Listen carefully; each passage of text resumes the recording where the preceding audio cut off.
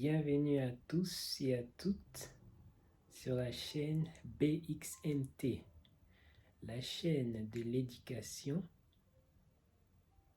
finance, argent, immobilier, carte de crédit. N'hésitez pas à vous abonner, à liker, à partager et à commenter. Le sujet d'aujourd'hui est comment obtenir une carte de crédit en 2023. Nous allons commencer par définir ce qu'est une carte de crédit. Une carte de crédit est une carte de banque détenue par son détenteur et octroyée par une banque qui permet à son détenteur de pouvoir faire des paiements, entre autres des achats, afin de satisfaire à des besoins directs qui ne sont pas nécessairement utiles directement. Et donc, cette carte de crédit permet de faire des achats sans que le compte en banque ne soit directement débité.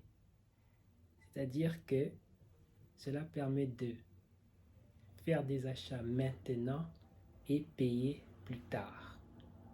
C'est le concept de la carte de crédit. La carte de crédit, quelles sont les sociétés, les plus grandes sociétés dans le secteur des cartes de crédit? On retrouve les sociétés Visa, Mastercard, American Express, etc. Quelles sont les grandes utilisations de la carte de crédit? Généralement, les cartes de crédit sont nécessaires pour pouvoir faire une réservation d'un billet d'avion, une réservation d'une chambre d'hôtel et généralement pour pouvoir payer lorsque l'on se déplace à l'étranger. Bien évidemment, sans oublier la fameuse réservation pour location de véhicules. Effectivement, de manière générale, la location de véhicules nécessite une carte de crédit. Donc, ces éléments sont les principaux éléments qui nécessitent l'utilisation d'une carte de crédit. Y a-t-il des dangers à utiliser une carte de crédit? Il existe de nombreux dangers lors de l'utilisation d'une carte de crédit. Si un voleur s'empare de votre carte, il peut effectuer des achats avec votre carte de crédit sans que vous ne puissiez faire quelque chose. Donc, il est très recommandé de garder votre carte de crédit à un endroit sûr. Ensuite, lorsque vous faites des achats sur Internet, il est très judicieux de bien faire attention au type de site sur lesquels vous faites vos achats. Toujours faire attention si ce sont des sites qui se trouvent à l'étranger, des sites où il y a des fautes d'orthographe dans ce qui est écrit et d'autres éléments suspects qui attirent votre attention. Dès que vous soupçonnez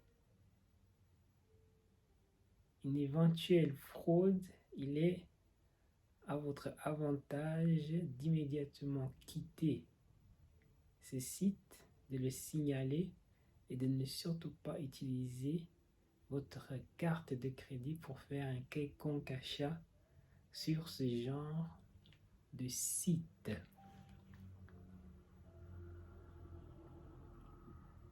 Voilà, donc de nouveau, n'hésitez pas à, si vous aimez le sujet qui est abordé, à vous abonner, à liker, à partager et à commenter. Pour pouvoir avoir accès à une carte de crédit, le processus en théorie est assez simple. Il suffit de se rendre sur le site des différentes sociétés de cartes de crédit et de remplir les différentes applications pour pouvoir savoir directement si on est éligible à une carte de crédit. Lorsque la carte de crédit est obtenue, le processus d'utilisation peut commencer. Généralement, chaque carte de crédit a un plafond maximum que son détenteur ne peut pas dépasser par mois.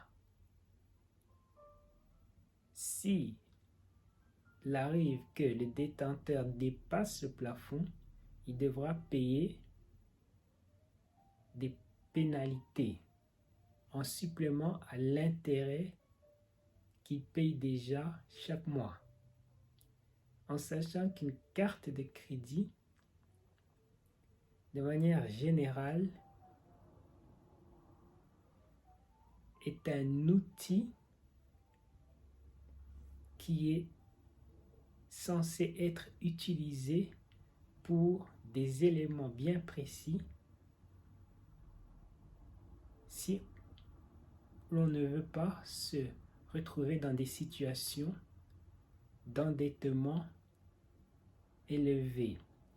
Comme dit précédemment, généralement les cartes de crédit sont indispensables pour la réservation de billets d'avion, pour la réservation de chambres d'hôtel, pour la location de véhicules et pour tout autre achat ou paiement lorsque vous vous déplacez à l'étranger.